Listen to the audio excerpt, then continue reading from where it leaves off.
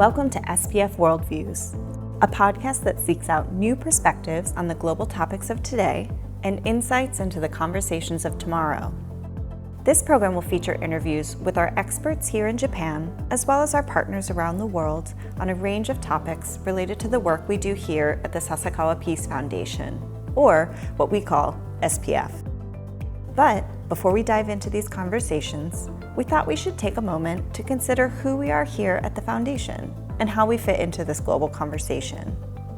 For the inaugural episode of this new podcast, I'm thrilled to welcome Dr. Atsushi Sunami, President of SPF. He first joined the Foundation as the President of our Ocean Policy Research Institute and was later appointed President of SPF itself in June 2020, just months after the outbreak of COVID-19. Since then, he's overseen the Foundation as we navigated the challenges of continuing our work in the midst of a pandemic. We're excited to welcome him as the first ever guest. Dr. Sunami, thank you very much for joining us at SPF World Views. Thank you. Recently, Japan has had quite a full agenda and has been active on the international stage, having just concluded the G7 summit in Hiroshima. And of course, the long-awaited post-COVID era has finally arrived in Japan, with the virus being downgraded earlier in May.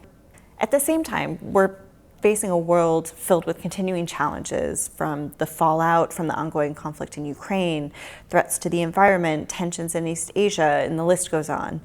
From your position, what do you see as the primary challenges facing Japan, the region, and by extension, the world? When we were coming out of the COVID, my expectation was to see the world more unified in facing common challenges. And we see more collaboration, and that will be one of the top priorities of everyone. But unfortunately, that's not the case today.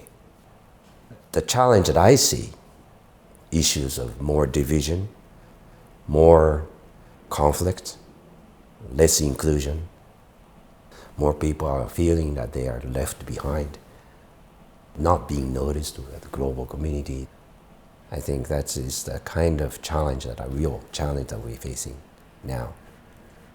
Looking to that as a central challenge, SPF itself, we are a private organization, so we operate in a different arena than, say, a government or a state or international organizations.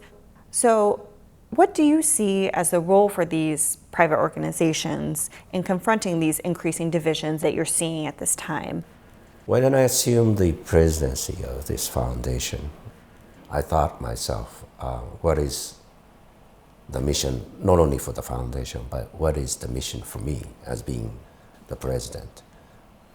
The capacity of the organization is uncomparable with other type of organization that we see around. Being financially more independent, the unique position that we play, being in part of Asia, but also being part of global community. Our foundation, whatever we do, as in our programs, our activities, one thing we should and should always be is to the foundation that work with people, no matter what religions or what nationality or what ethnic background or sex or any of these attributes of what we call it that distinguishes particular individual to the other. But as a human being, our foundation should start from that view, that we are the foundation for the people, regardless of where they are. And I think that distinguishes what the state actors or international organizations or one particular sort of mission-focused international NGOs, because we are not particularly focused on one agenda, but we can take our programs or activities very broadly, tackling different issues at the same time, and we are lucky that our organization have that capacity to do so. This reminds me of a previous conversation we had in which you mentioned that it can be quite difficult for people to understand what the foundation does, because in a sense, we do a little bit of everything. We do our best to kind of encompass what SPF is as a whole by calling ourselves a think, do, and innovate tank.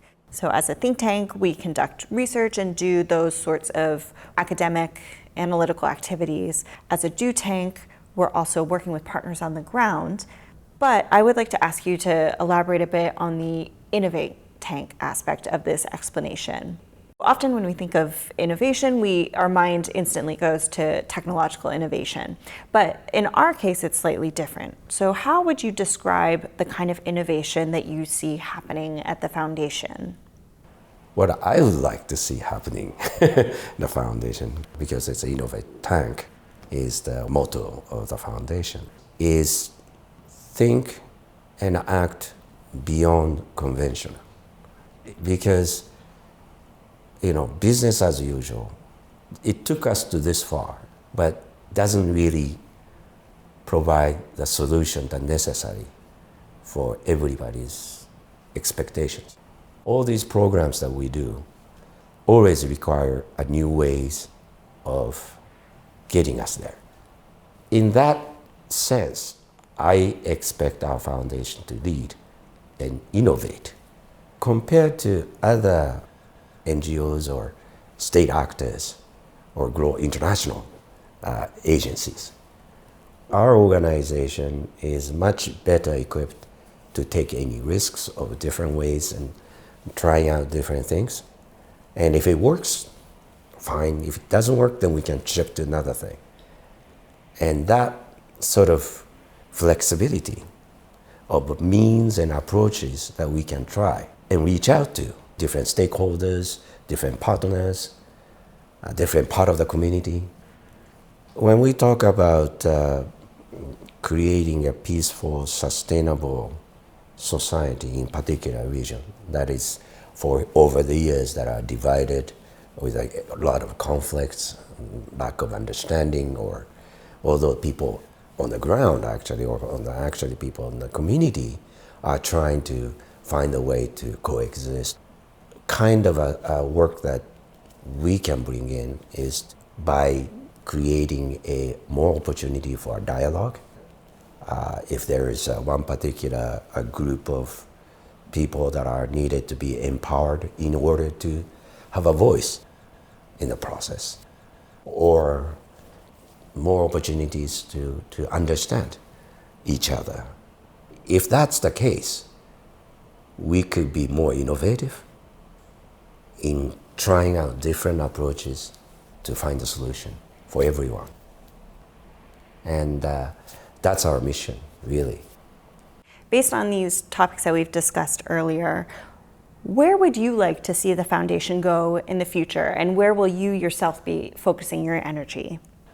When I became the president of the Sasakawa Peace Foundation, first thing I thought about was to really think about basic human security concept, that everyone in the world, no matter where you are or how a part of the world that you live in, you as a human being has a basic right for the human's basic security.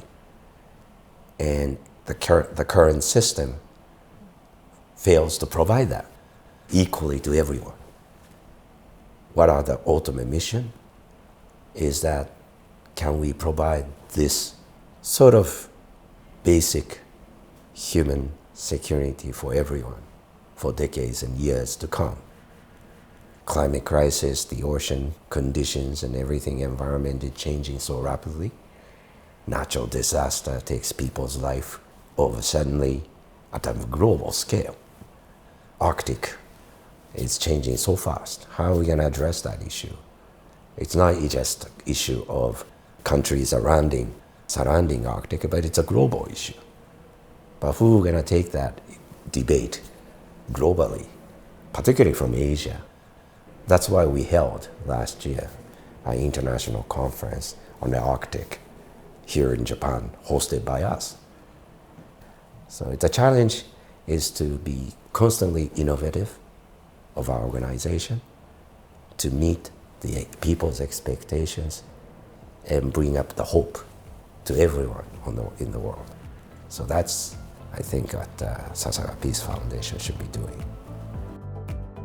That was our conversation with Dr. Atsushi Sunami, president of SPF.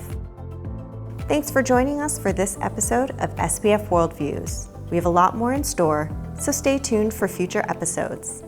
In the meantime, be sure to subscribe wherever you listen to podcasts and visit our website for full transcripts of every episode.